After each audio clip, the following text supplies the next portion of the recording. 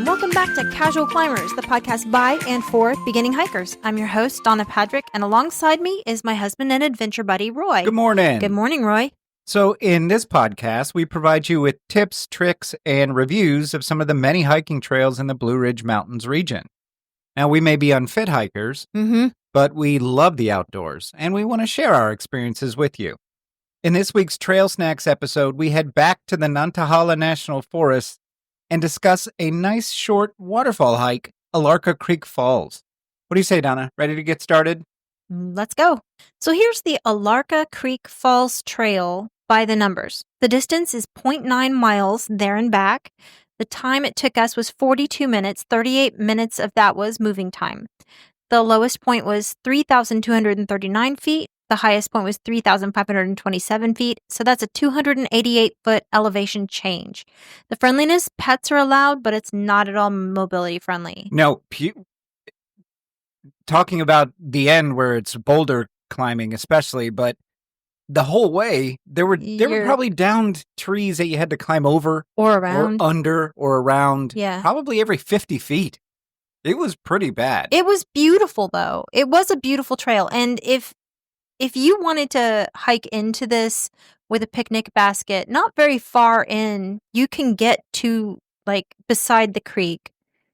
And I think that's got some value. Yeah, it was lovely. But let's start with telling people how to get there. So to get there, search for Alarka Creek Falls Trailhead in your map app, and that's going to be near Whittier, North Carolina. And the parking lot, lot is a very generous word. Yeah. It's a little dirt semicircle that can maybe hold 4 cars. Maybe. Yeah, there's no clear way to park. There's not like any, hey, you're supposed to park at an angle or... No, the road just kind of ends. Yeah. The dirt road just kind of ends. And there's a clearing, a little bit of a clearing. Yeah. But the flip side of that is I don't think this is a very popular trail. I don't think it's very well known at all. We saw nobody on the road and certainly nobody the whole time we were there. Mm-hmm. So yeah, it's a very secluded one. And I always enjoy secluded trails because it really does feel like you're enjoying nature by yourself. Yeah. That there are some trails that are absolutely wonderful, like Carrot Creek Trail in Table Rock State Park is really nice, but you can't go 20 feet without seeing another hiker or group of hikers. Yes, and there are pros and cons both ways. So I feel like there's a safety in numbers kind of thing when you're hiking and there's people around. If you're hiking by yourself, sure. And I don't know, sometimes it's nice to meet other people who hike. Typically are really chill. They're really, they love nature too, typically. You don't see a lot of people who are listening to loud music or... Except for that one group of... Yeah. Well, young guys. Yeah. And then Yoga Dude. Yeah. Yoga Dude still lives rent-free in my mind. And he will for years, I think. That's a choice you're making. I guess. You know that, I don't right? want to get started on Yoga Dude. All right.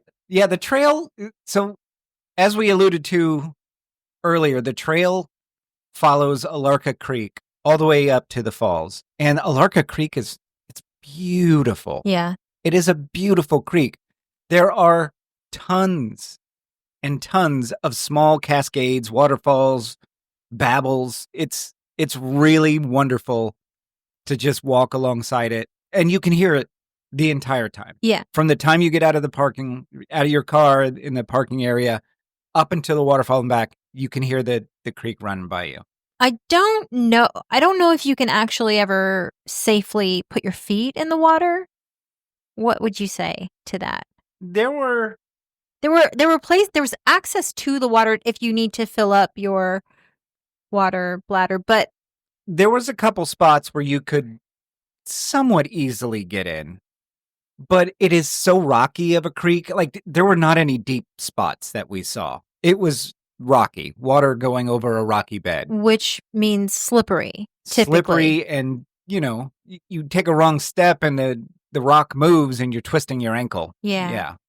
So It's definitely not something you're going to swim in by any stretch of the imagination. You might be able to dip your feet in spots, but it's still, to me, as you're hiking, and you and I don't talk a lot on our hikes. We just like to listen to nature, and listening to the creek go by is meditative, like you and I have talked about many times on this podcast. Yeah. I was thinking about how different the Great Smoky Mountains is as compared with when I went and visited my sister in Colorado and we did a few hikes out there. You don't have all of the greenery. You don't have all of the bushes and trees and stuff, which, people will argue pros and cons to both. The beauty of having trees and the beauty of not having trees. If you didn't have all the trees and bushes, you would have better views of the creek, of the waterfalls, of the this, that, and the other. There was a lot of greenery that you had to kind of wind your way through to get closer to the creek at points to get good pictures. There was one spot where there's pretty dense rhododendron thicket that you have to kind of go through. I think that's the picnic area you're talking about, right? The area where it's not an official picnic area. But it's a clearing. It's a little bit of a clearing right next to the creek that's kind of in the middle of a rhododendron thicket. Was that rhododendrons or was that mountain laurels? I think it was rhododendrons. Okay. Yeah. Because the rhododendrons have the windy branches and vines. I thought that was the mountain laurels. Okay. All right. Okay, so yes, I imagine that's quite beautiful in the spring when they're in bloom. We saw trees starting to get their leaves back. Yes, when we were there. Yes, so that was March 8th that we did this. So trees are just starting to come back, and the I love having seasons here, which you don't have in Florida. Not really. No, you have hot, and then you have a little bit of not so hot, and then it goes back to hot in Florida. And sometimes it's ridiculously hot. Yeah. Ludicrous hot. Yeah. And you and I lived in Florida for decades. Yeah. You were I grew up there. Yeah, you were born there, and my family moved there when I was 11. And we have listeners from Florida, that love it. My mom lives there and loves it. She sends us pictures of her view from the balcony on the river almost daily, and it's absolutely beautiful. It's beautiful. It is. That is maybe that, and I used to very much enjoy going to Disney with my daughter. I still do. Yeah. But there's good things about Florida. It's just the weather is so hot all the time. Yeah. That's my complaint about it. Yeah. And no season. Like, you don't know when spring comes in Florida like you do here. Like, we're waiting any day now. Our dogwood in our backyard is going to explode. And blooms. And yeah, so we're looking forward to that. But back to the trail. So besides the creek running there are so many down trees. Like, every 50 feet, we were having to crawl over, go around, or go under a down tree. And this is after somebody had clearly already been there to clear ones that you couldn't do that. Yeah. I think, like so many trails, I think this one got hit by Helene in October of 2024. And this is March of 2025. And it's crazy how far west it is. Yeah. And inland, you would think that the mountains would have blunted it, but it clearly did not. All of the trees that we saw that were down were fresh from Helene. Yeah. Yeah, it's kind of sad to see. It is sad to see how much old growth was lost.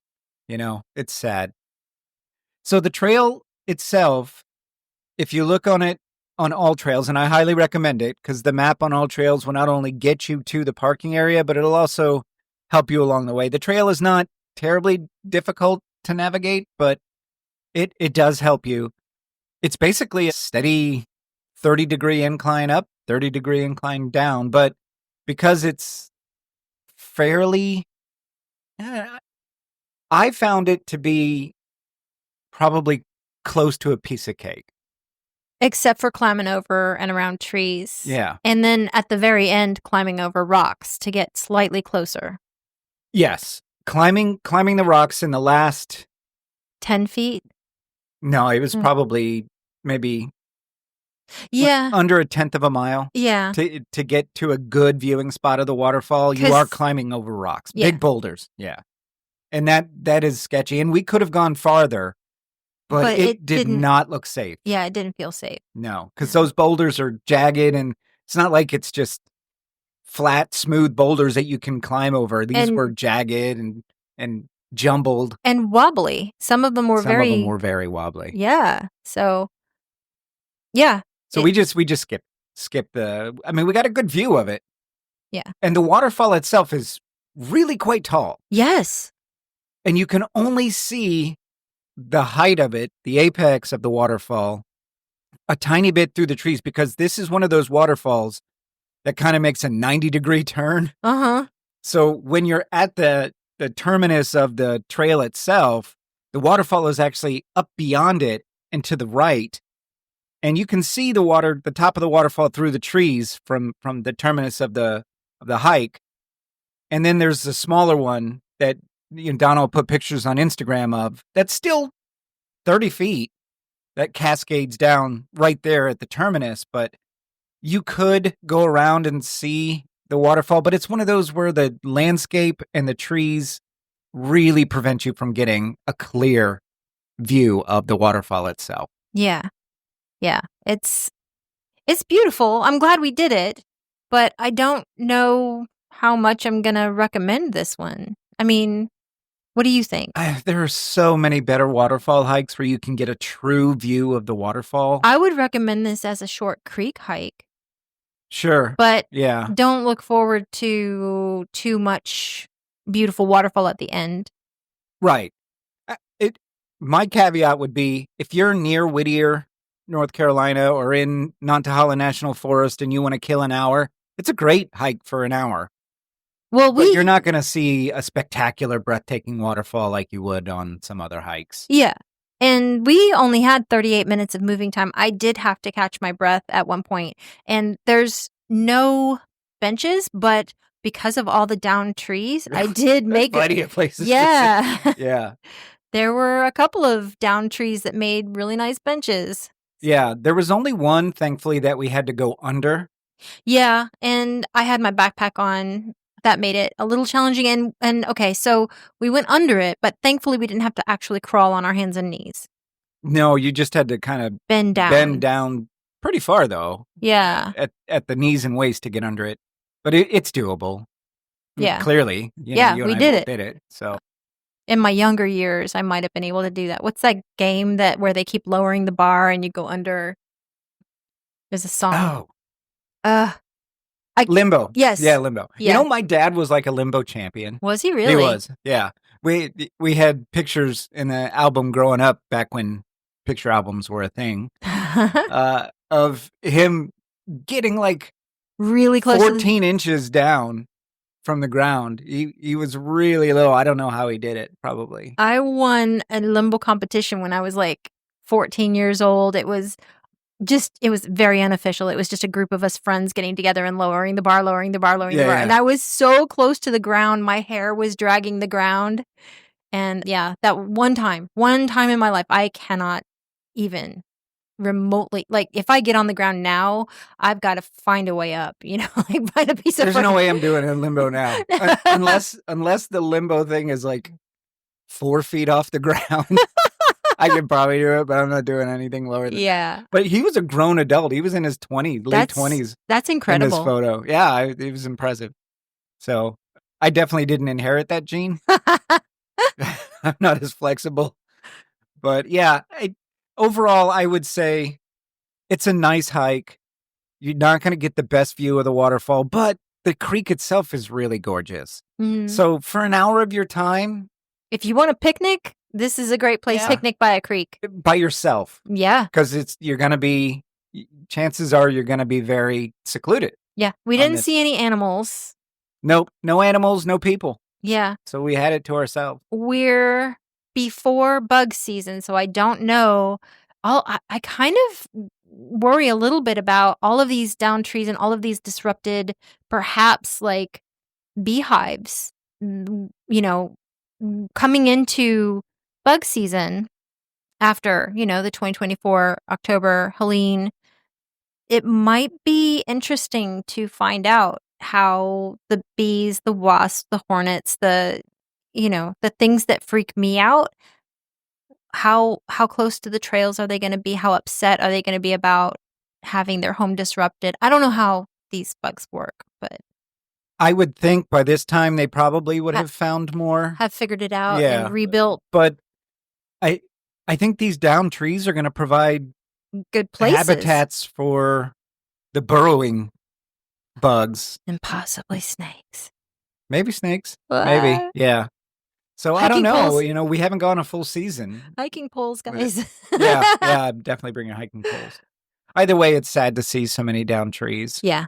And how much old growth we have lost. I don't think we'll ever really know. So, but yeah, overall, this hike, worth it for an hour of your time. Not the best waterfall view you're going to get. But a beautiful creek. But a beautiful creek, and it's nice and secluded, and so we recommend it for that. But if you're expecting a breathtaking waterfall view, you're not going to get it. So that's our trail this week, guys. The Alarka Creek Falls Trail in Nantahala National Forest near Whittier, North Carolina. It's a nice short waterfall hike, but oh man, are there tons of debris in the trail that make it really challenging to navigate. And especially toward the end, there's a scramble to get a better view of the waterfall that kind of bends to the right. I don't think you're getting to the top. Not safely, I don't think anyway.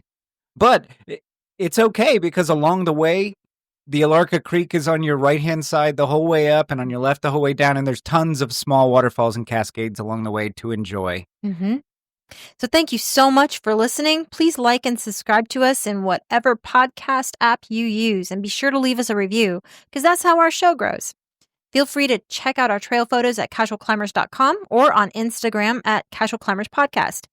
If you have a question, comment, or just want to drop us a line, you can reach us at casualclimberspodcast@gmail.com. So, Donna, we've been on these trails, especially since Hurricane Helene hit, and I'm considering bringing some kind of woodcutter to help clear some of these trails because a lot of them do have clearly people have been through with chainsaws, but there's still a lot of stuff down. Would you be willing to carry a gas-powered chainsaw and a 5-gallon container of gas in your backpack? Absolutely not.